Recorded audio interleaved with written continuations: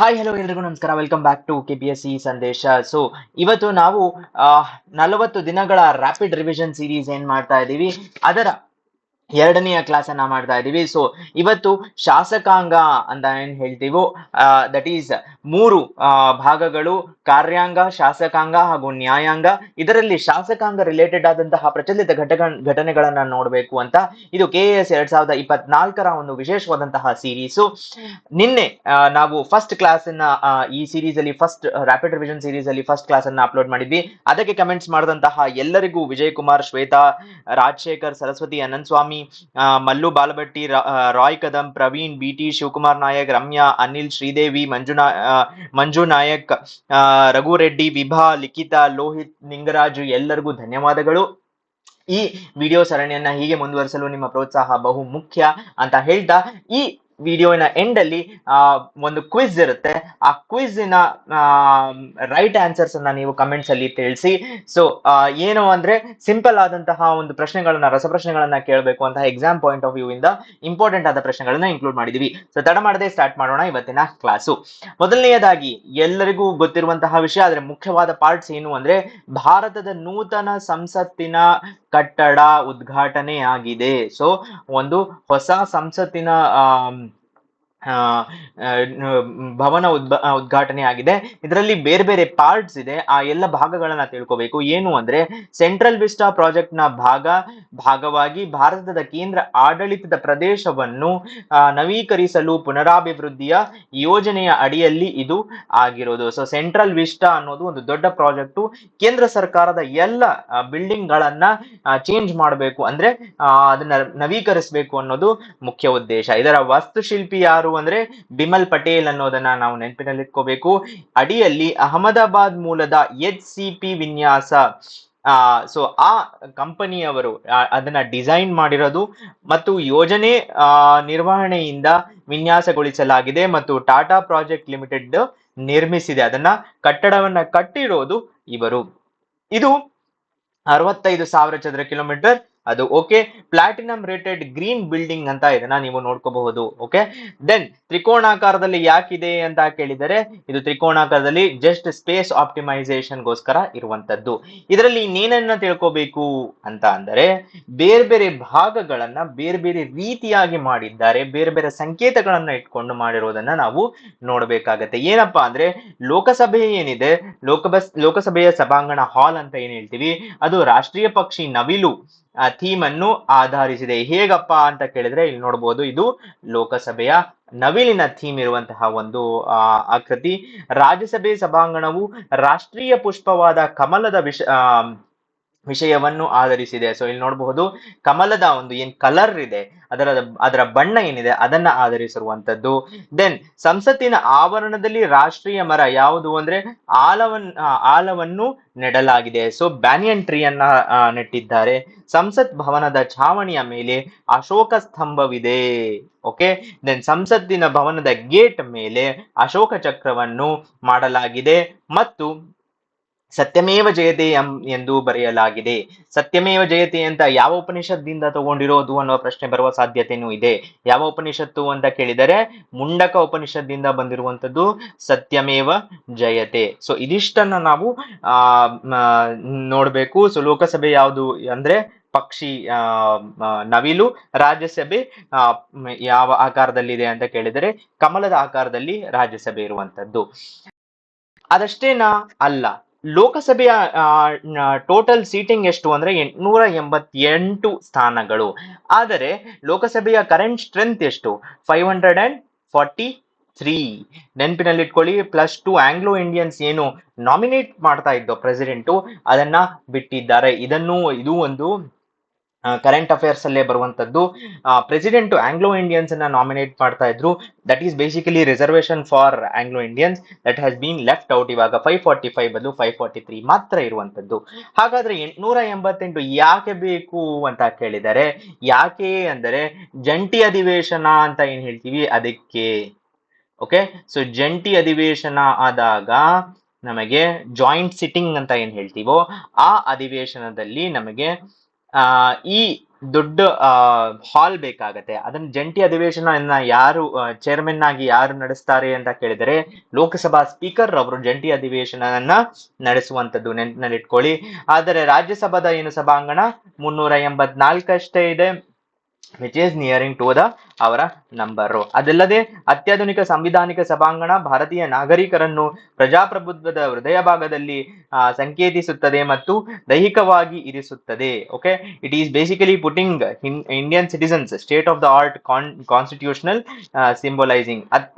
ಆಧುನಿಕ ವೈಶಿಷ್ಟ್ಯಗಳು ಡಿಜಿಟಲೈಸ್ಡ್ ಮತದಾನ ವ್ಯವಸ್ಥೆ. ನೆನಪಿನಲ್ಲಿಟ್ಕೊಳ್ಳಿ, ಮೊದಲು ಮತದಾನ ಹೇಗಾಗ್ತಾ ಇತ್ತು ಅಂದ್ರೆ ಐಸ್ ಅಂಡ್ ನೈಸ್ ಅಂತ ಕರೀತಾರೆ. ಸೊ ನೀವು ಯಾವ್ದಾದ್ರು ಒಂದು ನೋಡಿದ್ರೆ AYES ಅಂತ ಇರುತ್ತೆ. ಓಕೆ, ಸೊ ಹಾಗೆ ಬಟನ್ಸ್ ಅನ್ನ ಪ್ರೆಸ್ ಮಾಡ್ತಾ ಇದ್ರು ಅಥವಾ ಕೈಯನ್ನ ಎತ್ತಬಹುದು ಅಂತ ಇರ್ತಾ ಇತ್ತು. ಈಗ ಕಂಪ್ಲೀಟ್ಲಿ ಡಿಜಿಟಲೈಸ್ಡ್ ಮತ್ತು ಉತ್ತಮವಾದಂತಹ ಅಕೌಸ್ಟಿಕ್ಸ್ ಅನ್ನ ಹೊಂದಿರುವಂತಹ, ಕೇಳಿಸ್ತಾ ಇಲ್ಲ ಯಾವುದೇ ಒಂದು ಗಲಾಟೆ ಆದ್ರೂ ಕೇಳಿಸುವಂತಹ ಒಂದು ಅಕೌಸ್ಟಿಕ್ಸ್ ಹೊಂದಿರುವಂತಹ ಒಂದು ವಿಶೇಷವಾದ ಕಟ್ಟಡ ಇದು. ಇನ್ನೇನ್ ತಿಳ್ಕೋಬೇಕು ಅಂತ ಕೇಳಿದ್ರೆ ಸೆಂಗೋಲ್ ಬಗ್ಗೆ ತಿಳ್ಕೋಬೇಕಾದಂತಹ ವಿಷಯ. ಸೊ ಶಾಸಕಾಂಗದಲ್ಲಿ ಈ ವಾರ ಈ ಸತಿ ಮುಖ್ಯವಾದಂತದ್ದು ಏನು ಅಂದ್ರೆ ಸೆಂಗೋಲ್ ಮುಖ್ಯ. ಯಾಕೆ ಅಂದ್ರೆ ಪ್ರಧಾನಮಂತ್ರಿಯವರು ತಿರುವಡುತರೈ ಅಧೀನಂ ಮಠದ ಮುಖ್ಯಸ್ಥರು ನೀಡಿದ ಸೆಂಗೋಲ್ ಅಥವಾ ರಾಜದಂಡವನ್ನು ಹೊಸ ಸಂಸತ್ತಿನ ಕಟ್ಟಡದಲ್ಲಿ ಇರಿಸಿದರು ಅಂತ ಹೇಳ್ತಾ ಇದ್ದಾರೆ. ಸೊ ಹೊಸ ಸಂಸತ್ತಿನ ಕಟ್ಟಡದಲ್ಲಿ ಇದನ್ನ ಸೆಂಗೋಲ್ ಅನ್ನ ಇಟ್ಟಿದ್ದಾರೆ. ಏನಪ್ಪಾ ಈ ಸೆಂಗೋಲ್ ಅಂತ ನ್ಯೂಸ್ 18 ಇಲ್ಲಿ ಆರ್ಟಿಕಲ್ ನೋಡಬೇಕು. ಇದು ಒಂದು ಗೋಲ್ಡ್ ಪ್ಲೇಟೆಡ್ ಸಿಲ್ವರ್ ಇಂದ ಮಾಡಿರುವಂತದ್ದು, ಕಂಪ್ಲೀಟ್ಲಿ ಗೋಲ್ಡ್ ಅಲ್ಲ ಇದು. ಎಂಡಿನಲ್ಲಿ ನಂದಿ ಇದ್ದಾರೆ, ರೆಪ್ರೆಸೆಂಟಿಂಗ್ ಏನು ಅಂದ್ರೆ ನ್ಯಾಯವನ್ನ ರೆಪ್ರೆಸೆಂಟ್ ಮಾಡುವಂತದ್ದು.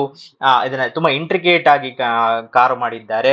ತಮಿಳ್ ವರ್ಡ್ ಸೆಮ್ಮೈ ಇಂದ ಅಂದ್ರೆ ರೈಟಿಯಸ್ನೆಸ್ ಅಂತ ಏನ್ ಹೇಳ್ತೀವೋ ಅದರಿಂದ ಬರುವಂತದ್ದು. ಇದು ಫಸ್ಟ್ ಟೈಮ್ ಆ ಸೆಂಗೋಲ್ ಅನ್ನ ಇಟ್ಟಿರೋದು ಅಂತ ಕೇಳಿದ್ರೆ ಇಲ್ಲ. ಆಗಸ್ಟ್ 14 ಅಂದ್ರೆ ನಮ್ಗೆ ಸ್ವಾತಂತ್ರ್ಯ ಬರುವ ಒಂದು ದಿನದ ಮುಂಚೆ ಪಂಡಿತ್ ಜವಾಹರ್ಲಾಲ್ ನೆಹರು ಅಧಿಕಾರದ ವರ್ಗಾವಣೆಯ ಸಂಕೇತವಾಗಿ ಸೆಂಗೋಲ್ ಪಡೆದರು. ನೆನಪಿನಲ್ಲಿಟ್ಕೊಳ್ಳಿ, ಫಸ್ಟ್ ಟೈಮ್ ಯಾವಾಗ ಭಾರತಕ್ಕೆ ಸ್ವಾತಂತ್ರ್ಯ ಬರುವ ಮುಂಚೆ ಅಧಿಕಾರ ವರ್ಗಾವಣೆ ಆಗ್ತಾ ಇತ್ತು, ಆವಾಗ ಕೂಡ ಯಾರಿಗೆ ನಮ್ಮ ಜವಾಹರ್ಲಾಲ್ ನೆಹರು ಅವರಿಗೆ ಸೆಂಗೋಲ್ ಅನ್ನ ಕೊಟ್ಟಿದ್ದರು. ಇದು ಯಾವ ಸಾಮ್ರಾಜ್ಯದ ಸಂಕೇತ ಅಂತ ಕೇಳಿದ್ರೆ ಚೋಳ ರಾಜ್ಯದ ಸಂಕೇತ. ಸೆಂಗೋಲ್ ಅನ್ನು ಕರ್ತವ್ಯದ ಮಾರ್ಗ, ಸೇವೆಯ ಮಾರ್ಗ ಮತ್ತು ರಾಷ್ಟ್ರದ ಮಾರ್ಗ ಎಂದು ಸಂಕೇತವಾಗಿ ಪರಿಗಣಿಸಲಾಗಿದೆ. ಸೊ ಇಟ್ ಈಸ್ ಒಂದು ಹೋಲ್ಸಮ್ ಆದಂತಹ ಒಂದು ಸಂಕೇತ ಮತ್ತು ಇದನ್ನು ಸಂಗಮ್ ಏಜಿನಿಂದ ಬರುವಂತದ್ದು. ಸೊ ಸಂಗಮ್ ಯುಗದಿಂದಲೂ ಇದೆ. ಇದಿಷ್ಟನ್ನು ನಾವು ನೆನಪಿನಲ್ಲಿ ಇಟ್ಕೋಬೇಕು. ಯಾವುದರ ಬಗ್ಗೆ ಅಂದ್ರೆ ಸೆಂಗೋಲಿನ ಬಗ್ಗೆ. ಸೊ ಧರ್ಮದಂಡ ಅಂತ ಏನ್ ಕರೀತಾರೆ ಕನ್ನಡದಲ್ಲಿ, ಅದನ್ನ ನಾವು ತಮಿಳ್ನಲ್ಲಿ ಸೆಮ್ಮೈ, ಇಂಗ್ಲಿಷ್ ನಲ್ಲಿ ಸೆಂಗೋಲ್ ಅಂತ ಹೇಳ್ತಾರೆ. ಸೊ ಯಾವ ಮೊನಾಸ್ಟರಿ ಅಂತ ಕೇಳಿದರೆ ತಿರುವಡುತುರೈ ಅಧೀನಂ ಮೊನಾಸ್ಟರಿಯಿಂದ ಬಂದಿರುವಂತದ್ದು ಇದು. Okay, right. ಮುಂದಿನ ಒಂದು ನ್ಯೂಸ್ ಏನಪ್ಪಾ ಅಂತ ಕೇಳಿದರೆ, ಮುಂದಿನ ಕರೆಂಟ್ ಅಫೇರ್ಸ್ ಏನು ಅಂದ್ರೆ 16ನೇ ಹಣಕಾಸು ಆಯೋಗ ರಚಿಸಲಾಗಿದೆ. ಓಕೆ, ಸೊ 16ನೇ ಹಣಕಾಸು ಆಯೋಗ ಯಾವ ಒಂದು ಸಂವಿಧಾನ ವಿಧಿ ಅಂತ ಕೇಳಿದರೆ 280, ನೆನಪಿನಲ್ಲಿಟ್ಕೊಳ್ಳಿ, 280 ಅಡಿಯಲ್ಲಿ ಬರುವಂತದ್ದು. It is a constitutional body. ಯಾವುದು ಫೈನಾನ್ಸ್ ಕಮಿಷನ್ ಅನ್ನೋದೇನಿದೆಯೋ ಅದೊಂದು ಕಾನ್ಸ್ಟಿಟ್ಯೂಷನಲ್ ಬಾಡಿ. ಕೇಂದ್ರ ಕ್ಯಾಬಿನೆಟ್ ಮಾಡಿರುವಂತದ್ದು. 5 ವರ್ಷಗಳವರೆಗೆ ತೆರಿಗೆ ವಿತರಣೆ, ರಾಜ್ಯ ಹಂಚಿಕೆ, ಅನುದಾನ ಸಹಾಯ ಮತ್ತು ಸಂಪನ್ಮೂಲ ಪೂರಕವನ್ನು ಶಿಫಾರಸು ಮಾಡುವ ಆಯೋಗವಾಗಿರುತ್ತದೆ ಇದು. ಓಕೆ, ಕೇಂದ್ರ ಸರ್ಕಾರ, ರಾಜ್ಯಗಳು ಮತ್ತು ಸ್ಥಳೀಯ ಸಂಸ್ಥೆಗಳ ನಡುವೆ ಸಮಾನ ಸಂಪನ್ಮೂಲ ವಿತರಣೆ ನಿರ್ಣಾಯಕ ಅಂತ ಹೇಳ್ತಾ ಇದ್ದಾರೆ. ಸೊ 16ನೇ ಫೈನಾನ್ಸ್ ಕಮಿಷನ್ ಯಾವಾಗ 2025 ಅಕ್ಟೋಬರ್, ಮುಂದಿನ ವರ್ಷ ಅಕ್ಟೋಬರ್ ಒಳಗಡೆ ಅವರ ರೆಕಮೆಂಡೇಶನ್, ಟ್ಯಾಕ್ಸ್ ಶೇರಿಂಗಿನ ರೆಕಮೆಂಡೇಶನ್ ಅನ್ನ, ತೆರಿಗೆ ಹಂಚಿಕೆಯ ರೆಕಮೆಂಡೇಶನ್ ಅನ್ನ ಮಾಡಬೇಕು ಇವರು. ಇದರ ಚೇರ್ಮನ್ ಯಾರಪ್ಪ ಚೇರ್ಮನ್ ಅಂತ ಕೇಳಿದರೆ X vice chairman of NITI Aayog. X wise chairperson of NITI Aayog ಯಾರು? ಅರವಿಂದ್ ಪನಗಾರಿಯಾ. ಸೊ ಅರವಿಂದ್ ಪನಗಾರಿಯಾ ಅವರು ನಮಗೆ ಈ 16ನೇ ಹಣಕಾಸು ಆಯೋಗದ ಚೇರ್ಮನ್ ಆಗಿದ್ದಾರೆ. ಇನ್ನೊಂದು ವಿಶೇಷತೆ ಏನು ಅಂದರೆ ಈ panel May review existing arrangement on financing disaster management initiatives. ಬಹಳ ಮುಖ್ಯ. ಯಾಕೆ ಅಂದ್ರೆ ಡಿಸಾಸ್ಟರ್ ಅನ್ನೋದೇನಿದೆ ಅದು ಆದಾಗ ಅದನ್ನ ಹೇಗೆ ಕೋಪಪ್ ಮಾಡ್ಕೋಬೇಕು. ಉದಾಹರಣೆಗೆ ನಮ್ಗೆ ಒಡಿಶಾದಲ್ಲಿ ಡಿಸಾಸ್ಟರ್ಸ್ ಅಂದ್ರೆ ಬಂಗಾಳ ಕೊಲ್ಲಿಯಲ್ಲಿ ಯಾವಾಗ ವಾಯುಭಾರ ಕುಸಿತ ಆಗುತ್ತೋ ಆಗ ಒಡಿಶಾದಲ್ಲಿ ನಮ್ಗೆ ಫ್ಲಡ್ಸ್ ಕಾಣುತ್ತೆ.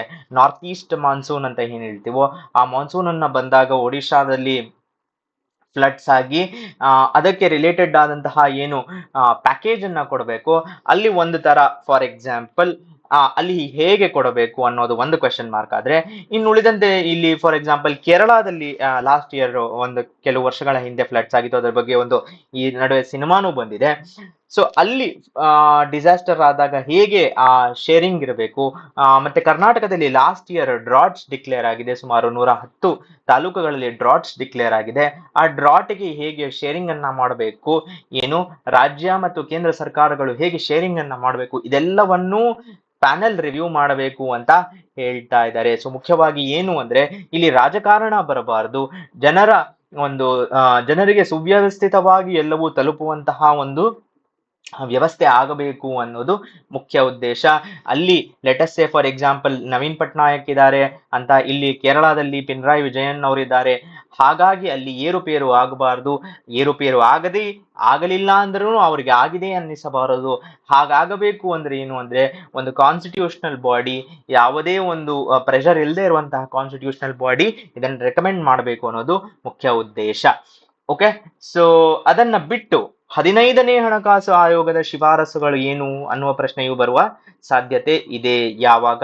ಈ ವರ್ಷದ ಎಕ್ಸಾಮಿನಲ್ಲಿ. ಏನಪ್ಪ 15ನೇ ಹಣಕಾಸು ಆಯೋಗದ ಶಿಫಾರಸುಗಳು ಅಂತ ಕೇಳಿದರೆ, ಮೊದಲು ಜಮ್ಮು ಕಾಶ್ಮೀರ ಲಡಾಖು 1% ಹೊಂದಾಣಿಕೆಯೊಂದಿಗೆ ಕೇಂದ್ರ ತೆರಿಗೆಗಳಲ್ಲಿ ರಾಜ್ಯಗಳ ಪಾಲು 41ನಲ್ಲಿ ನಿರ್ವಹಿಸಿ. ಸೊ 41% ಯಾವುದಕ್ಕೆ?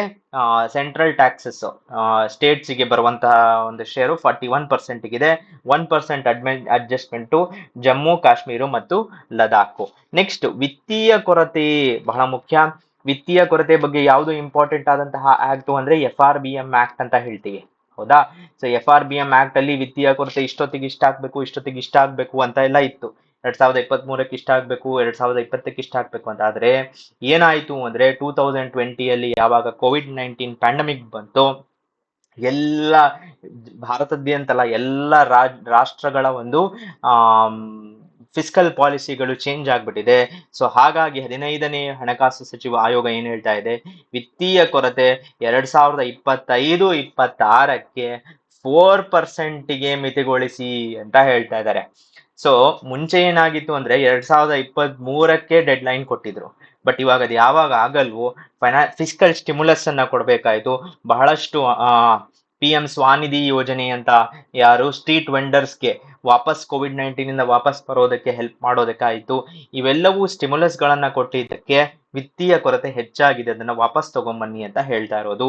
ರಕ್ಷಣಾ ಮತ್ತು ಆಂತರಿಕ ಭದ್ರತೆಗಾಗಿ MFDIS ಆಧುನೀಕರಣ ನಿಧಿಯನ್ನು ಸ್ಥಾಪಿಸಿ ವಾರ್ಷಿಕ ಕೇಂದ್ರ ಪ್ರಾಯೋಜಿತ ಯೋಜನೆಗಳು ಸೆಂಟ್ರಲಿ ಸ್ಪಾನ್ಸರ್ಡ್ ಸ್ಕೀಮ್ ಅಂತ ಏನಿದೆಯೋ ಅದನ್ನ ಒಂದು ಥರ್ಡ್ ಪಾರ್ಟಿಯಿಂದ ಎವ್ಯಾಲ್ಯೂಯೇಟ್ ಮಾಡಿಸಿ ಹೇಗಾಗ್ತಾ ಇದೆ, ಫಂಡಿಂಗ್ ಹೇಗಾಗ್ತಾ ಇದೆ, ಯಾಕೆ ಅಂತ ಕೇಳಿದರೆ ಇದರಲ್ಲಿ ಸೆಂಟ್ರಲಿ ಸ್ಪಾನ್ಸರ್ಡ್ ಸ್ಕೀಮ್ಸ್ ಅಲ್ಲಿ 60% 40% ಇರುತ್ತೆ.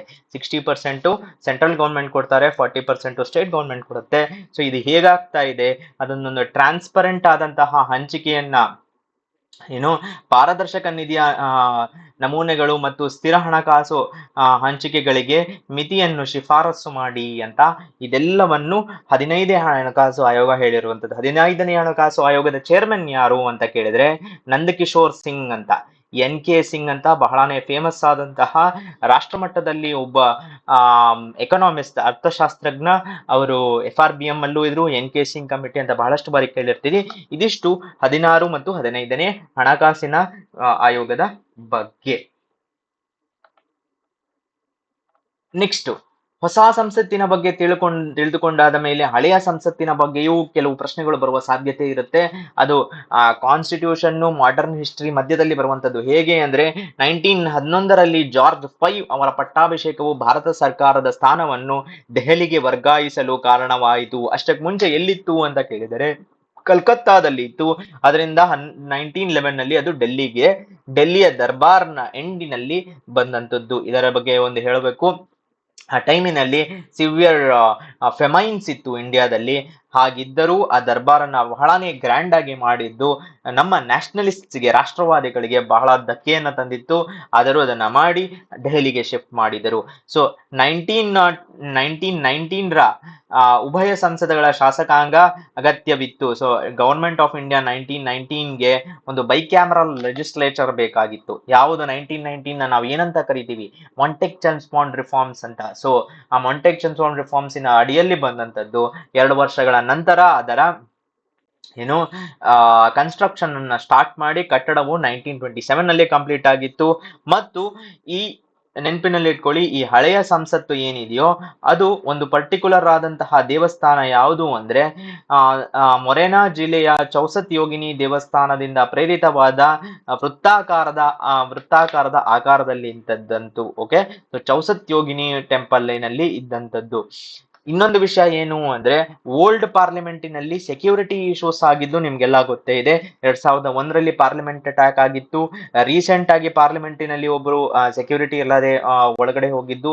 ಆದ್ರೆ ಫಸ್ಟ್ ಪಾರ್ಲಿಮೆಂಟ್ ಆಗಿ ಭಗತ್ ಸಿಂಗ್ ಅವರು ಪಾರ್ಲಿಮೆಂಟಿನಲ್ಲಿ ಒಳಗಡೆ ಹೋಗಿ ಪಬ್ಲಿಕ್ ಸೇಫ್ಟಿ ಬಿಲ್ಲು ಮತ್ತು ಟ್ರೇಡ್ ಡಿಸ್ಪ್ಯೂಟ್ ಬಿಲ್ ಅಗೇನ್ಸ್ಟ್ ಯಾವಾಗ ಘೋಷಣೆಗಳನ್ನ ಕೂಗಿ ಅವರು ಅವರ ದುಃಖವನ್ನು ತೋಡ್ಕೊಂಡ್ರು, ಇನ್ಕಿಲಾಬ್ ಜಿಂದಾಬಾದ್ ಅಂತ, I am here to make the deaf hear ಅಂತ ಹೇಳಿದ್ದಂತಹ ಎಲ್ಲ ಇತ್ತು. ಅದು reds bomb the Indian legislature ಅಂತ ನೀವು ನೋಡಬಹುದು. ಅದು 1929 ಅದು ನೆನಪಿನಲ್ಲಿಟ್ಕೊಳ್ಳಿ ದೆಹಲಿಯಲ್ಲೇ ಆಗಿದ್ದು. ಕನ್ಫ್ಯೂಷನ್ಗೋಸ್ಕರ ಅದು ಲಾಹೋರ್ ಅಂತ ಅಥವಾ ಕಲ್ಕತ್ತಾ ಅಂತ ಕೊಡುವ ಚಾನ್ಸಸ್ ಇರುತ್ತೆ, ಬಟ್ ಅದಲ್ಲೂ ಆಗಿದ್ದಲ್ಲ. ಅದು ದೆಹಲಿಯಲ್ಲಿ ಯಾರಿಬ್ಬರು ಬಾತುಕೇಶ್ವರ ದತ್ತು ಮತ್ತು ಭಗತ್ ಸಿಂಗ್ ಅವರು ಮಾಡಿದಂತಹದ್ದು. ಓಕೆ, ಸೊ ಒಂದ್ ಸ್ವಲ್ಪ ಮಾಡರ್ನ್ ಹಿಸ್ಟ್ರಿ ಪಾರ್ಟ್ ಅನ್ನ ಹೇಳಿದ್ದೀನಿ. ಮುಂದಿನ ಒಂದು ಇದು ಏನು ಅಂದ್ರೆ ರಾಜ್ಯಸಭೆಯ ಅಧೀನ ಶಾಸನ ಸಮಿತಿಯು ಕೇಂದ್ರ ಸರ್ಕಾರವನ್ನು ಟೀಕಿಸಿದೆ. ಏನಪ್ಪಾ ಅಧೀನ ಶಾಸನ ಅಂತ ಕೇಳಿದರೆ, ಶಾಸನ ಅಂತ ಮಾಡಿದಾಗ, ಲಾ ಅಂತ ಮಾಡಿದಾಗ ಮೊದಲನೆಯದಾಗಿ ಏನಾಗತ್ತೆ ಅಂದ್ರೆ, let us take for example ministry of environment, forest and climate change ಅನ್ನ ತಗೊಳ್ಳಿ. ಆ ಕಮಿಟಿ, ಆ ಮಿನಿಸ್ಟ್ರಿ ಅವರು, ಆ ಸಚಿವಾಲಯದವರು ಏನ್ ಮಾಡ್ತಾರೆ ಅಂದ್ರೆ ಒಂದು ಬ್ರಾಡ್ ಆಗಿ ಒಂದು ರೂಲ್ಸ್ ಅನ್ನ ಮಾಡ್ತಾರೆ, ಬ್ರಾಡ್ ಫ್ರೇಮ್ ವರ್ಕ್ ಹಾಕ್ತಾರೆ. ಫಾರ್ ಎಕ್ಸಾಂಪಲ್, ಈ ಎಕನಾಮಿಕ್ ಈ ಎಕೋ ಸೆನ್ಸಿಟಿವ್ ಝೋನು ಇದನ್ನ ಮಾಡಿದರೆ ಫೈನ್ ಹಾಕ್ತೀವಿ ಅಂತ ಅಷ್ಟೇ ಹೇಳಿರ್ತಾರೆ. ಅದನ್ನ ಆಮೇಲೆ ಕಾರ್ಯಾಂಗ ಕೂತ್ಕೊಂಡು, ಕಾರ್ಯಾಂಗದಲ್ಲಿರುವ ಆ ಮಿನಿಸ್ಟ್ರಿಯ ಸೆಕ್ರೆಟರಿ ಆಗಿರ್ಬೋದು, ಇನ್ನೆಲ್ಲ ಉಳಿದವರು ಕೂತ್ಕೊಂಡು ಅವರು ಎಷ್ಟು ಫೈನ್ ಹಾಕ್ಬೇಕು, ಏನ್ ಹಾಕ್ಬೇಕು, ಯಾರು ಅದಕ್ಕೆ ಫೈನ್ ಹಾಕುವ ಒಂದು ಪರ್ಸನ್ ಯಾರು, ಶಾಸಕಾಂಗದಲ್ಲಿ ಯಾರು, ಆ ಪಬ್ಲಿಕ್ ಜೊತೆ ಕಾಂಟ್ಯಾಕ್ಟ್ ಇರುವ ಪರ್ಸನ್ ಯಾರು ಅನ್ನುವ ಏನು ನಿಟಿಕ್ ಗ್ರಿಟೀಸ್ ಅಂತ ಏನ್ ಹೇಳ್ತೀವೋ, ಆ ರೂಲ್ ಬೈ ಲಾ ಅಂತ ಏನ್ ಹೇಳ್ತೀವೋ, ಫ್ರೇಮ್ ವರ್ಕ್ ಗೈಡ್ಲೈನ್ಸ್ ಅಂತ ಏನ್ ಹೇಳ್ತೀವೋ, ಅದನ್ನೆಲ್ಲ ಫ್ರೇಮ್ ಮಾಡೋದೇ ಸಬ್ ಲೆಜಿಸ್ಲೇಷನ್ ಅಂತ ಕರೀತಾರೆ. ಸೊ ಈ ಸಬ್ ಲೆಜಿಸ್ಲೇಷನ್ ಕಮಿಟಿನೇ ಅಧೀನ ಶಾಸನ ಸಮಿತಿ ಅವರು ಹೇಳ್ತಾ ಇರೋದು. ಸಬ್ ಲೆಜಿಸ್ಲೇಷನ್ 6 ತಿಂಗಳ ಒಳಗೆ ರಚನೆಯಾಗಬೇಕು. ಓಕೆ, ಆದರೆ 6 ತಿಂಗಳೊಳಗೆ ನಿಯಮ ರಚನೆಯನ್ನು ಪೂರ್ಣಗೊಳಿಸುವಲ್ಲಿ ಪುನರಾವರ್ತಿತ ವಿಳಂಬಗಳು ಅಂದ್ರೆ ಮತ್ತೆ ರಿಕರೆಂಟ್ ಡಿಲೇಸ್ ಆಗ್ತಾ ಇದೆ. ಸೊ ಹಾಗಾಗಿ ಪಾರ್ಲಿಮೆಂಟ್ ಪಾಸ್ ಮಾಡಿದರೂ ಎಕ್ಸಿಕ್ಯೂಟಿವ್ ಅವರು ಅದನ್ನ ಫ್ರೇಮ್ ಮಾಡಕ್ಕಾಗ್ತಾ ಇಲ್ಲ 6 ಮಂತ್ಸ್ ಒಳಗಡೆ ಅಂತ ರಾಜ್ಯಸಭೆಯ ಅಧೀನ ಶಾಸನ ಸಮಿತಿ ಹೇಳ್ತಾ ಇರೋದು. ಸೊ ಇಲ್ಲಿ ಒಂದು ಡಿಲೇ ಇದೆ ಅಂತ ಅವರ ಅಭಿಪ್ರಾಯ. ಅಧೀನ ಶಾಸನಗಳ ಅವಲೋಕನದ ಬಗ್ಗೆ ಇದು ಇಂಪಾರ್ಟೆಂಟ್ ಆಗತ್ತೆ. ಯಾಕೆ ಅಂದ್ರೆ ಆ ನ್ಯೂಸಿನಿಂದ ಇದು ಇಂಪಾರ್ಟೆಂಟ್ ಆಗತ್ತೆ. ವಿಶಾಲವಾದ ಕಾನೂನುಗಳನ್ನು ಕಾರ್ಯಗತಗೊಳಿಸಲು ಮತ್ತು ನಿರ್ವಹಿಸಲು ಅಧಿಕಾರಿಗಳು ರಚಿಸುವ ಕಾನೂನುಗಳು ಅಥವಾ ನಿಬಂಧನೆಗಳು, ಸೆಕೆಂಡರಿ ಲೆಜಿಸ್ಲೇಷನ್ ಅಂತ ಏನ್ ಹೇಳ್ತೀವೋ ಅದು. ಯಾಕಪ್ಪ ಇದು ಅಂತ ಕೇಳಿದರೆ, ಪಾರ್ಲಿಮೆಂಟಿನ ಟೈಮ್ ಲಿಮಿಟೆಡ್ ಇರುತ್ತೆ, ಮಿನಿಸ್ಟರಿನ ಟೈಮ್ ಪಾರ್ಲಿಮೆಂಟಿನಲ್ಲಿ ಲಿಮಿಟೆಡ್ ಇರುತ್ತೆ, ಒಂದು ಆಕ್ಟ್ ಅನ್ನ ಪಾಸ್ ಮಾಡೋದಕ್ಕೆ ಟೈಮ್ ಕಡಿಮೆ ಇರುತ್ತೆ, ಬಹಳಷ್ಟು ಡಿಸ್ಕಷನ್ಸ್, ಗಿಲಿಟೋನ್ ಅಲ್ಲಿ ಪಾಸ್ ಆಗ್ಬಿಡುತ್ತೆ ಎಂಡ್ ಅಲ್ಲಿ. ಹಾಗಾಗಿ ಏನ್ ಮಾಡ್ತಾರೆ ಅಂದ್ರೆ, ಆಯ್ತು ಯಾವಾಗ ಗಿಲಿಟೋನ್ ಅಲ್ಲಿ ಪಾಸ್ ಆಗುವಂತಹ ಚಾನ್ಸ್ ಬಂದಾಗ ಎಲ್ಲ ರೂಲ್ಸ್ ಅನ್ನ ಓದುವ ಟೈಮ್ ಸಿಗೋದಿಲ್ಲ ಪಾರ್ಲಿಮೆಂಟಿನಲ್ಲಿ, ಎಲ್ಲ ಪಾಯಿಂಟ್ ಬೈ ಪಾಯಿಂಟ್ ಓದಿ ಅಪ್ರೂವಲ್ ಅನ್ನ ಪಡೆಯುವ ಟೈಮ್ ಸಿಗೋದಿಲ್ಲ. ಹಾಗಾಗಿ ಬ್ರಾಡ್ ಫ್ರೇಮ್ ವರ್ಕ್ ಮಾಡಿ ಬಿಟ್ಟು ಬಿಡ್ತಾರೆ. ದೆನ್ ಸೆಕೆಂಡರಿ ಅಥವಾ ಡೆಲಿಗೇಟೆಡ್ ಲೆಜಿಸ್ಲೇಷನ್ ಅಂತ ಕರೀತಾರೆ. ಇದನ್ನ ಆರ್ಟಿಕಲ್ 312 ಅರ್ಥೈಸುವ ಮೂಲಕ ವ್ಯಾಖ್ಯಾನಿಸಲಾಗಿದೆ. ನೆನಪಿನಲ್ಲಿ ಇಟ್ಕೊಳ್ಳಿ, ಆರ್ಟಿಕಲ್ 312 ನೆಸೆಸರಿ ಡ್ಯೂ ಟು, ಯಾಕೆ ಅಂತ ಕೇಳಿದರೆ ಶಾಸನಬದ್ಧ ಸಮಯದ ನಿರ್ಬಂಧನಗಳು ಕಾರಣದಿಂದಾಗಿ ಅತ್ಯಗತ್ಯವಾಗಿದೆ, ವಿಶೇಷವಾಗಿ ಡೇಟಾ ರಕ್ಷಣೆಯಂತಹ ಉದಯೋನ್ಮುಖ ಪ್ರದೇಶಗಳಲ್ಲಿ. ಇನ್ನೊಂದು ಪಾರ್ಟಿ, ಅದೊಂದೇ ಒಂದು ರೀಸನ್ ಅಲ್ಲ, ಕೆಲವಷ್ಟು ಪಾರ್ಟ್ಸ್ ಗಳಾದಂತಹ let's a cryptocurrency, data protection, cyber security, ಈ ಎಲ್ಲ ರಿಲೇಟೆಡ್ ಆದಂತಹ ಯಾವಾಗ ಕೋವಿಡ್-19 ಇದನ್ನೆಲ್ಲ ಬಂದಾಗ ಮಿನಿಸ್ಟರ್ಸ್ಗಾಗ್ಲಿ ಲಾ ಮಾಡುವವರಿಗಾಗ್ಲಿ ಅದರ ಡೀಟೇಲ್ಸ್ ಆಗ್ಲಿ ಕಂಪ್ಲೀಟ್ ಇನ್ಫಾರ್ಮೇಶನ್ ಇರೋದಿಲ್ಲ. ಆಗ ಸಬ್ ಲೆಜಿಸ್ಲೇಷನ್ ಕಮಿಟಿ ಇಂಪಾರ್ಟೆಂಟ್ ಆಗತ್ತೆ. ಓಕೆ, ಸೊ ಇದಿಷ್ಟು ಇದರ ಬಗ್ಗೆ. ನೆಕ್ಸ್ಟ್, ಪ್ರಶ್ನೆಗಾಗಿ ನಗದು ಬಹಳನೇ ಮುಖ್ಯ. ಇದು ನ್ಯಾಷನಲ್ ನ್ಯೂಸ್ ಮಾಡಿದಂತಹ ಒಂದು ಆರ್ಟಿಕಲ್ ನ್ಯೂಸು. ಏನಪ್ಪಾ ಅಂದ್ರೆ, ಲೋಕಸಭೆಯ ಸ್ಪೀಕರ್ ಅವರು ಸಂಸದರ ಪ್ರಶ್ನೆಗಾಗಿ ನಗದು ದೂರನ್ನು ನೈತಿಕ ಸಮಿತಿಗೆ ಉಲ್ಲೇಖಿಸುತ್ತಾರೆ. ಸೊ ಲೋಕಸಭೆಯ ಸ್ಪೀಕರ್ ಅವ್ರು ಹೇಳಿದ್ದಾರೆ, ಒಬ್ಬ MP ಪಾರ್ಲಿಮೆಂಟಿನಲ್ಲಿ, ಸಂಸತ್ತಿನಲ್ಲಿ ಪ್ರಶ್ನೆಯನ್ನು ಕೇಳಲು ನಗದನ್ನು ಇಸ್ಕೊಂಡಿರ್ತಾರೆ ಅನ್ನುವ ಒಂದು ಆರೋಪ ಏನಿದೆ, ಅದನ್ನ ಎಥಿಕ್ಸ್ ಕಮಿಟಿ, ನೈತಿಕ ಸಮಿತಿಯು ಅದನ್ನ ನೋಡ್ಬೇಕು ಅನ್ನೋದನ್ನ ಹೇಳಿರೋದು. ಯಾಕೆ ಮಾಡ್ತಾರೆ ಅಂದ್ರೆ, ಪಾರ್ಲಿಮೆಂಟಿನಲ್ಲಿ ಯಾವುದೇ ಒಂದು ವಿಷಯ ಡಿಸ್ಕಸ್ ಆಗ್ತಾ ಇದೆ ಅಂದ್ರೆ ಅದು ನ್ಯಾಷನಲ್ ನ್ಯೂಸ್ ಆಗ್ಬಿಡುತ್ತೆ. It is a way to get noticed ಅಥವಾ ಟು ಬಿ ಇನ್ ನ್ಯೂಸ್ ಅಂತ ಏನ್ ಹೇಳ್ತೀವೋ ಅದು. ಆರೋಪಿ ಮತ್ತು ಉದ್ಯಮಿ ನಡುವಿನ ಲಂಚ ವಿನಿಮಯದ ಆಧಾರದ ಮೇಲೆ ದೂರನ್ನು ಕೊಡಲಾಗಿದೆ. ವಕೀಲರು ಸಾಕ್ಷ್ಯ ಇದೆ ಅಂತ ಹೇಳ್ತಾ ಇದ್ದಾರೆ ಇದಕ್ಕೆ. ಸೊ ಸಂಸತ್ತಿನ ಪ್ರಶ್ನೆಗಳಿಗೆ ಹಣ ವಿನಿಮಯದ ಆರೋಪಗಳನ್ನು ನಾವು ಪ್ರಶ್ನೆಗಾಗಿ ನಗದು ಅಂತ ಹೀಗೆ ಇಲ್ಲಿ ನೋಡ್ಬೋದು. ಬಿಸ್ನೆಸ್ ಸ್ಟ್ಯಾಂಡರ್ಡಿನಲ್ಲಿ ನ್ಯೂಸ್ ಆಗಿರೋದು, cash for query case, Mahua Moitra ಅನ್ನುವರು submits her response to central bureau of investigation. Okay, CBIಗೆ ಅವರ ರೆಸ್ಪಾನ್ಸ್ ಅನ್ನ ಕೊಟ್ಟಿದ್ದಾರೆ. ಯಾರು? ಮೊಹಿಯಾ ಮಿತ್ರಾ ಅನ್ನೋರು. ನಾನು ತಗೊಂಡಿಲ್ಲ ಅನ್ನುವ ಪಾರ್ಟ್ ಆಗಿ. ರೈಟ್. ಸೊ ಎಥಿಕ್ಸ್ ಕಮಿಟಿ ಬಗ್ಗೆ ಹೇಳಬೇಕು. ನೈತಿಕ ಸಮಿತಿ ಅಂದ್ರೆ ಏನು? ಲೋಕಸಭೆಯ ನೈತಿಕ ಸಮಿತಿ ಇದು. ಓಕೆ, ಇದನ್ನ ಅನೈತಿಕ ನಡವಳಿಕೆಯ ದೂರುಗಳನ್ನು ಪರಿಶೀಲಿಸುತ್ತಾರೆ. ಇದೇ ತರದ ಅನೈತಿಕ ನಡವಳಿಕೆಗಳಾಗಿರಬಹುದು, ಪಾರ್ಲಿಮೆಂಟ್ ಅಲ್ಲಿ ಕೂತ್ಕೊಂಡು ಬೇರೆ ಚಟುವಟಿಕೆಗಳನ್ನ ಮಾಡ್ತಾ ಇರೋದಾಗಿರ್ಬೋದು, ಇದೆಲ್ಲವೂ ಆಗಿರಬಹುದು.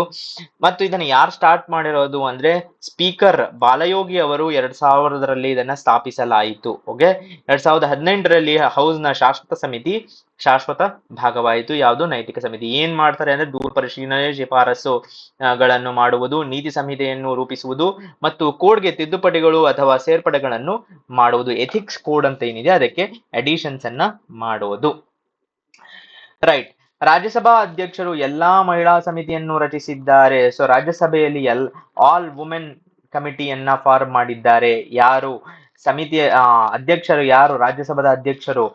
ಹಿ ಈಸ್ ವೈಸ್ ಪ್ರೆಸಿಡೆಂಟ್ ಅಲ್ವಾ? ಸೊ ನಮ್ಮ ವೈಸ್ ಪ್ರೆಸಿಡೆಂಟ್ ನ ನಾವು ರಾಜ್ಯಸಭಾ ಅಧ್ಯಕ್ಷರು ಅಂತ, ಇಟ್ ಈಸ್ ಕಾಲ್ಡ್ ಎಕ್ಸ್ ಆಫಿಷಿಯೋ. ಯಾರು ಇರ್ತಾರೋ ಅವರೇ ಎಕ್ಸ್ ಆಫಿಷಿಯೋ ಅಧ್ಯಕ್ಷರಾಗಿರ್ತಾರೆ. ಅಂಡ್ ವೈಸ್ ಪ್ರೆಸಿಡೆಂಟ್ಗೆ ಅವರದ್ದೇ ಆದ ಸ್ಯಾಲರಿ ಇರೋದಿಲ್ಲ. ವೈಸ್ ಪ್ರೆಸಿಡೆಂಟ್ ಪೋಸ್ಟ್ಗೆ ಸ್ಯಾಲರಿ ಇರೋದಿಲ್ಲ. ಅವರು ಯಾವಾಗ ರಾಜ್ಯಸಭೆ ಅಧ್ಯಕ್ಷರಾಗಿರ್ತಾರೋ ಆ ರಾಜ್ಯಸಭೆ ಅಧ್ಯಕ್ಷರಾಗಿರುವುದಕ್ಕೆ ಅವರಿಗೆ ಸ್ಯಾಲರಿಯನ್ನ ಕೊಡ್ತಿರ್ತಾರೆ. ಒಂದು ವೇಳೆ ಪ್ರೆಸಿಡೆಂಟಿನ ಜಾಗ ಖಾಲಿಯಾಗಿ ಅಷ್ಟು ದಿನಗಳಲ್ಲಿ ವೈಸ್ ಪ್ರೆಸಿಡೆಂಟ್ ಆಗಿದ್ದಾಗ ಪ್ರೆಸಿಡೆಂಟಿನ ಸ್ಯಾಲರಿಯನ್ನ ಅಷ್ಟು ದಿನಗಳಿಗೆ ಅವರಿಗೆ ಕೊಡ್ತಾರೆ. ಅದಲ್ಲದೆ ವೈಸ್ ಪ್ರೆಸಿಡೆಂಟ್ಗೆ ಅವರದೇ ಆದ ಸ್ಯಾಲರಿ ಇರೋದಿಲ್ಲ. ಇದಿಷ್ಟನ್ನು ತಿಳ್ಕೊಂಡ್ಮೇಲೆ ವೈಸ್ ಪ್ರೆಸಿಡೆಂಟ್ ಜಗದೀಪ್ ಧನ್ಕರ್ ಅವರು ಹೇಳ್ತಾ ಇರೋದು, 13 ವೈಸ್ ಚೇರ್ಪರ್ಸನ್ಸಿನ ಒಂದು ವುಮೆನ್ ಪ್ಯಾನಲ್ ಅನ್ನ ಮಾಡಿದ್ದಾರೆ.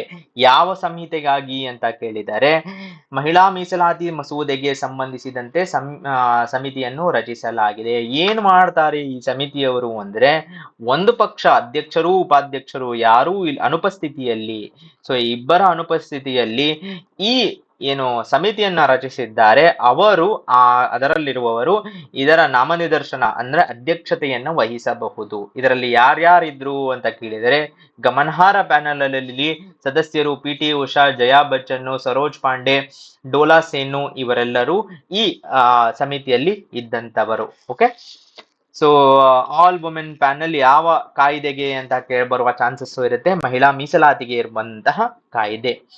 ದೆನ್ ಇನ್ನೊಂದು ಮುಖ್ಯವಾದಂತಹ ಡೆವಲಪ್ಮೆಂಟ್ ಏನು ಅಂದ್ರೆ ರೂಲ್ 267 ವರ್ಸಸ್ 176 ಡಿಸ್ಅಗ್ರಿಮೆಂಟ್ ಬಗ್ಗೆ ಬಂದಂತದ್ದು. ಏನಪ್ಪಾ ಯಾಕಿದು ಇಂಪಾರ್ಟೆಂಟ್ ಆಗುತ್ತೆ ರೂಲ್ 267 ಅಂತ ಕೇಳಿದರೆ, ರೀಸೆಂಟ್ಲಿ ಮಣಿಪುರದಲ್ಲಿ ಒಂದು ಮೇಜರ್ ಆದಂತಹ ನಿಮಗೆ ಗೊತ್ತಿರುವ ಒಂದು ವೈಲೆನ್ಸ್ ಆಯ್ತು.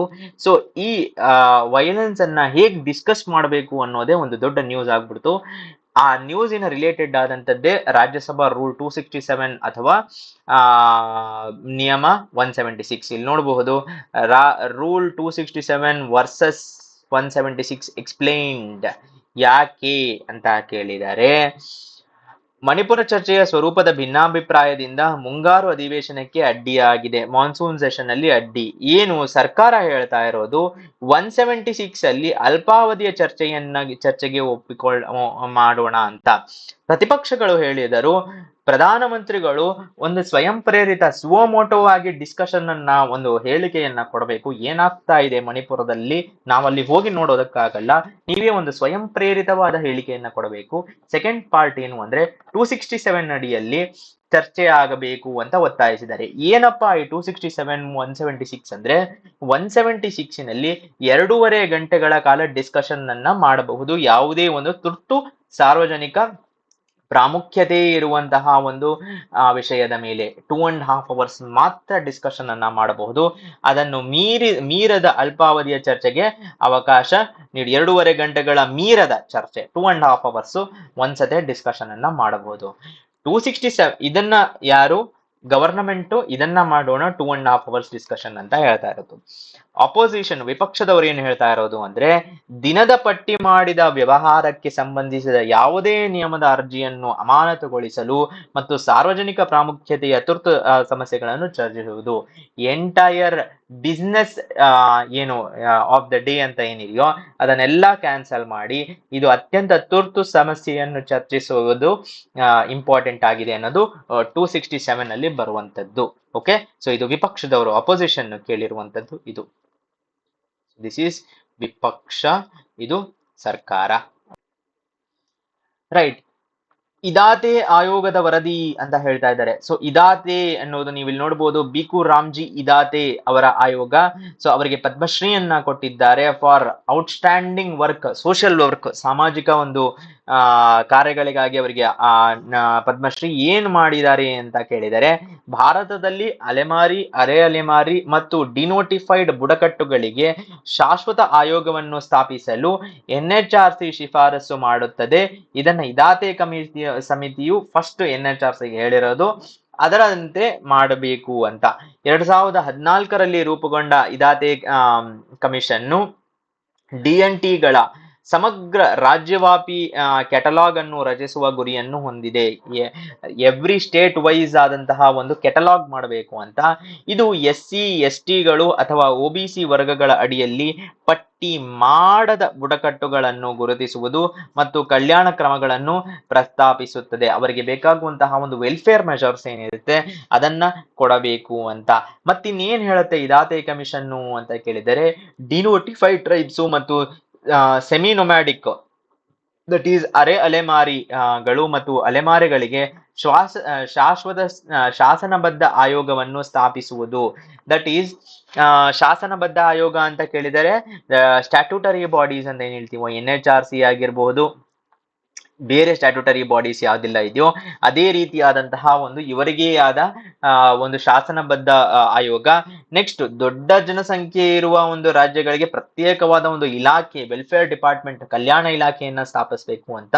ಜನಸಂಖ್ಯೆಯ ಅಂದಾಜು ವಿವರವಾದ DNT ಕುಟುಂಬ ಸಮೀಕ್ಷೆಯನ್ನು ನಡೆಸುವುದು, ಡಿನೋಟಿಫೈಡ್ ಟ್ರೈಬ್ಸಿನ ಸಮೀಕ್ಷೆಯನ್ನ ನಡೆಸಬೇಕು ಅನ್ನೋದು ಅವರ ಮುಖ್ಯ ಉದ್ದೇಶ. ಮತ್ತು ದೌರ್ಜನ್ಯ ತಡೆ ಕಾಯ್ದೆ 1989ನಲ್ಲಿ prevention of atrocities act, for example ಅಲೆಮಾರಿ ಮತ್ತು ಅಲೆ ಅಲೆಮಾರಿ ಬಗ್ಗೆ ಹೇಳಬೇಕು ಅಂದ್ರೆ ಕರ್ನಾಟಕದಲ್ಲಿ ಕುರುಬ, ಜೇನು ಕುರುಬ, ಕಾಡು ಕುರುಬ, ಸೋಲಿಗ ಮತ್ತು ಇನ್ನಿತರೆ ಯಾವುದು ಆ ಆ, ಇದು ಬುಡಕಟ್ಟು ಜನಾಂಗಗಳು ಇದಾವು, ಅವರಿಗೆಲ್ಲ ಒಂದು ದೌರ್ಜನ್ಯ ತಡೆ ಕಾಯ್ದೆ ಅಡಿಯಲ್ಲಿ ಅವರಿಗೆ ಇದು ರಕ್ಷಣೆಯನ್ನ ಕೊಡಬೇಕು ಅಂತ ಹೇಳ್ತಾ ಇದ್ದಾರೆ. ಮತ್ತು SC ST OBCಗಳಲ್ಲಿ ಯಾರು ಸೇರಿಲ್ಲವೋ ಅವರ ಆ ತರದ ಡಿನೋಟಿಫೈಡ್ ಟ್ರೈಬ್ಸ್ ಅನ್ನ OBC ಪಟ್ಟಿಯಲ್ಲಿ ಸೇರಿಸಬೇಕು. ನೆನಪಿನಲ್ಲಿ ಇಟ್ಕೊಳ್ಳಿ, ಅವರನ್ನ SC ಅಥವಾ ST ಪಟ್ಟಿಯಲ್ಲ, OBC ಪಟ್ಟಿಯಲ್ಲಿ ಸೇರಿಸಬೇಕು ಅಂತ ಇದಾತೆ ಕಮಿಷನ್ನಿನ ರೆಕಮೆಂಡೇಶನ್ ಗಳಾಗಿರುತ್ತೆ. ಓಕೆ, ಸೊ ಇದು ಇಂಪಾರ್ಟೆಂಟ್ ಆದಂತಹ ಒಂದು ಕಮಿಷನ್ ಲಾಸ್ಟ್ ಇಯರ್ ಫಾರ್ಮ್ ಆಗಿರೋದು. ದೆನ್ ತ್ರಿಪುರಾದಲ್ಲಿ ಈ ಕ್ಯಾಬಿನೆಟ್ ವ್ಯವಸ್ಥೆಯ ಪ್ರಾರಂಭವಾಗಿದೆ. ಏನಪ್ಪಾ ಈ ಕ್ಯಾಬಿನೆಟ್ ವ್ಯವಸ್ಥೆ ಅಂತ ಕೇಳಿದರೆ, ತ್ರಿಪುರಾದ ಮುಖ್ಯಮಂತ್ರಿ ಅಗರ್ತಲಾ ವ್ಯವಸ್ಥೆಯನ್ನು ಪರಿಚಯಿಸಿದ್ದಾರೆ. ಸೊ ಈ ಕ್ಯಾಬಿನೆಟ್, ದಟ್ ಈಸ್ ಈ ಗವರ್ನೆನ್ಸ್ ಗೆ ಬೇಕಾಗುವಂತಹ ಒಂದು ಇಂಪಾರ್ಟೆಂಟ್ ಆದ ಭಾಗ. ಸೊ ಕ್ಯಾಬಿನೆಟ್ ಡಿಸ್ಕಷನ್ಸ್ ಆಗಿರ್ಬೋದು, ಕ್ಯಾಬಿನೆಟ್ ಡಿಸಿಷನ್ಸ್ ಆಗಿರ್ಬೋದು ಇಲ್ಲಿ ಅವೈಲೇಬಲ್ ಇರುತ್ತೆ. ಭಾರತದ 4ನೇ ರಾಜ್ಯ ಮತ್ತು ಈಶಾನ್ಯದ 2ನೇ ಡಿಜಿಟಲ್ ರಾಜ್ಯ. ಇನ್ಯಾವ ರಾಜ್ಯಗಳು ಇದಾವೆ ಅಂತ ಕೇಳಿದ್ರೆ ಉತ್ತರ ಪ್ರದೇಶ, ಉತ್ತರಾಖಂಡ ಮತ್ತು ಅರುಣಾಚಲ ಪ್ರದೇಶ. ಈ ಅರುಣಾಚಲ ಪ್ರದೇಶ ಆದ್ಮೇಲೆ ಈಶಾನ್ಯದಲ್ಲಿ ತ್ರಿಪುರಾ ಅನ್ನೋದು ನಮ್ಗೆ ನೆಕ್ಸ್ಟ್ ರಾಜ್ಯವಾಗುತ್ತೆ. ರೈಟ್, ಇದರೊಂದಿಗೆ ಈಗ ಕ್ವಿಜ್ ಟೈಮು. ಸೊ ಈ ಕ್ವಿಜಿನ ರೈಟ್ ಆನ್ಸರ್ ಗಳನ್ನ ನೀವು ಕಮೆಂಟ್ಸ್ ಅಲ್ಲಿ ತಿಳಿಸಿ. ಮೊದಲನೆಯ ಪ್ರಶ್ನೆ, ಕೆಳಗಿನವುಗಳಲ್ಲಿ ಯಾವುದು scotch order of merit award ಅನ್ನು ಕೊಟ್ಟಿದ್ದಾರೆ, ಯಾವುದಕ್ಕೆ ನೀಡಲಾಗುತ್ತದೆ? ಸೊ KSRTC ಸಾರಿಗೆ ಸುರಕ್ಷಾ ಉಪಕ್ರಮ ಅನ್ನುವ ಒಂದು ಇನಿಷಿಯೇಟಿವ್ಗೆ, ನಿಮ್ಹಾನ್ಸಿನ ಮೆದುಳಿನ ಆರೋಗ್ಯ ಉಪಕ್ರಮ brain health initiative of NIMHANS, ಮತ್ತು NWKRTCಯ ICU ಆನ್ ವೀಲ್ಸ್ ಗೆ ಕೊಡುವಂಥದ್ದು, ಮತ್ತು BBMPಯ ನಮ್ಮ ಕ್ಲಿನಿಕ್ ಉಪಕ್ರಮಕ್ಕೆ ಯಾವುದಕ್ಕೆ ಸ್ಕೋಚ್ ಅವಾರ್ಡ್ ಕೊಟ್ಟಿದ್ದಾರೆ? ಎರಡನೆಯ ಪ್ರಶ್ನೆ, ಕೆಳಗಿನ ಯಾವುದನ್ನು ಪ್ರಾಣ ಪೋರ್ಟಲ್ ಮೇಲ್ವಿಚಾರಣೆ ಮಾಡುತ್ತದೆ ಅಂತ ಕೇಳ್ತಾ ಇದ್ದಾರೆ.